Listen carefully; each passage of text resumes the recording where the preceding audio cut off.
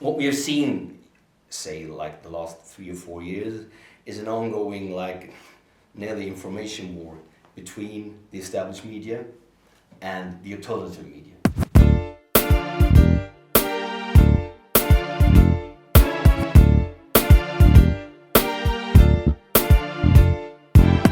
Well, we certainly didn't expect to see that walking out of the hotel. But now we're going to go meet with Ola, who's a researcher, and he can tell us a little bit about how the media works and maybe criticize them or just enlighten us on this mainstream process.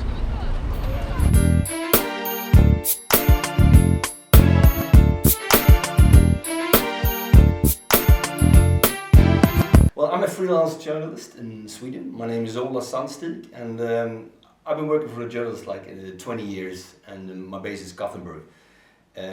Usually nowadays I work as an investigating reporter, mostly at Swedish television at a program we call the Uppdrag Granskning.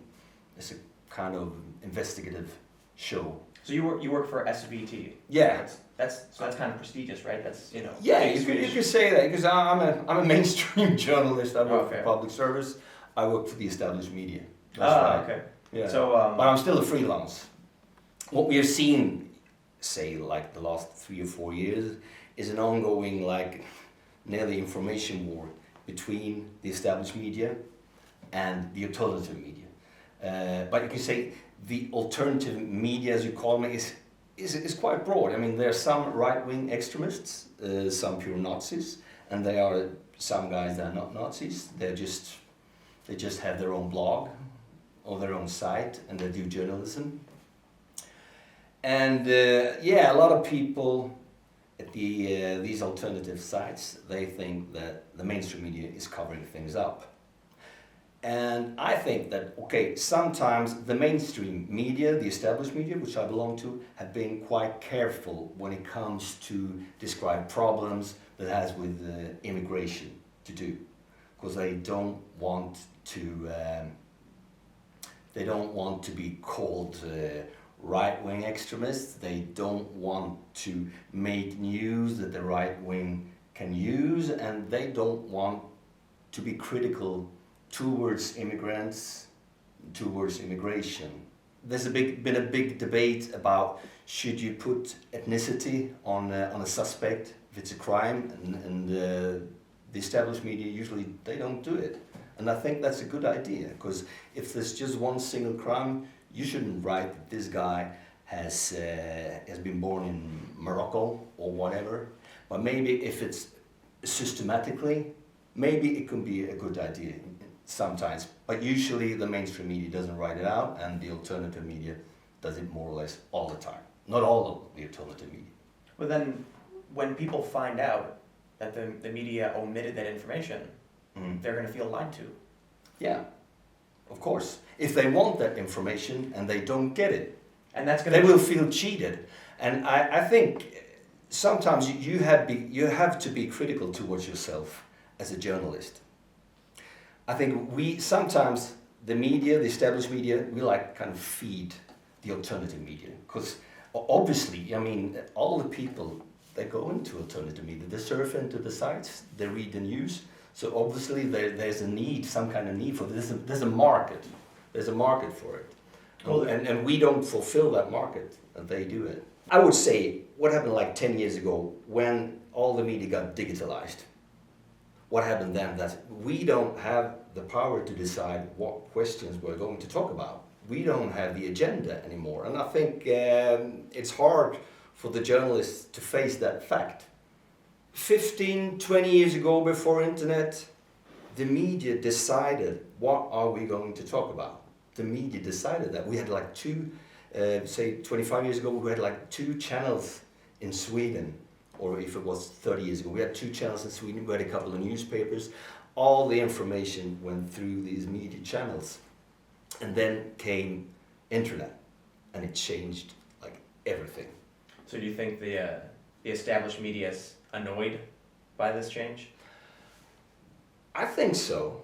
I think some of them think it's of course it's very good, because we get more We get more newspapers on the net, we get blogs, we get everything, and there's a lot of good stuff going on. I think the most of the journalists will admit that. But still, you lose a lot of power, of course. You lose a lot of influence, and you can see all the newspapers nowadays, they have economical problems. Because it's difficult with advertising and all that stuff, so it's a lot more difficult to be a journalist and get paid nowadays than it was like 20 years ago. Oh yeah. I mean, there were newspapers that had an own jet plane, like going to wherever, to United States, if there was something to cover there. The media will omit some information, trying to be responsible or to be safe. This will push people in the direction of alternative sites. Do you think that could then fuel groups like the Sweden Democrats who will reach out to these people and say, we're the party for you, we know what you're thinking? The Sweden Democrats, obviously, they're very critical towards immigration. And immigration was, it's not now, but it was a subject, it was a bit taboo, criticizing the immigration. So a lot of Sweden Democrats, they thought, what the fuck, the mainstream media sucks. But here I can find the information that I want. And sometimes that information they got were pure lies.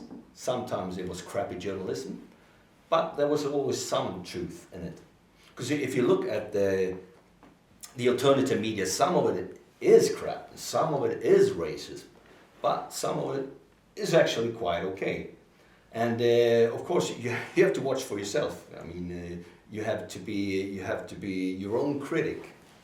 Some news the other day, there was a policeman called Peter Springare who wrote a thing on Facebook, and where he told, "This is my week," and most of the things I've had on my table as a policeman now have been immigrants. He was sharing some stats. This is my week as a policeman. I have had assault and I have had rape and I have this and that. And most of these people who are suspect of these crimes, they are immigrants. He wrote that. And I think he probably was right. He did that. But it got viral, and the newspapers, they tried to make interviews with him, and then they criticized him strongly. And then it ended up that some journalists actually called Stefan Löfven, our Statsminister, to ask what he thought about that. And a local citizen posted to Facebook. Can you comment? I think what happened when this policeman went out, and it was also it was a writer who criticized Sweden in Czech media. And some of the journalists and some of the politics, they more or less panicked. That's what happened now. They see Trump say something negative about Sweden, they panic. And they think it hurts the image of Sweden. I don't give a damn about the image of Sweden. Why should I? I mean, all my life, Americans usually, they always had the image of Sweden that were naked girls running around wanting to have sex with everyone, and that there were polar bears roaming on the streets. Come on. And now comes Trump and says that, what can I say? What can I say? We always talk about the image of things. I'm not interested really in the image of things. I'm interested in the reality behind it. And I don't understand this hype about what Trump said and about what Fox News says. I think it's very strange, but actually, you're here. Yeah, you're here checking it out. I think we should concentrate less what Donald Trump says, or what someone on Facebook says, or what someone on Twitter says. We should concentrate on what they do. That's reality. People say a lot of stuff, come on. But now when you have Twitter, they say it so loud. I mean, they say it all over the world. So I think the only thing that journalists can do is continue and be true to themselves.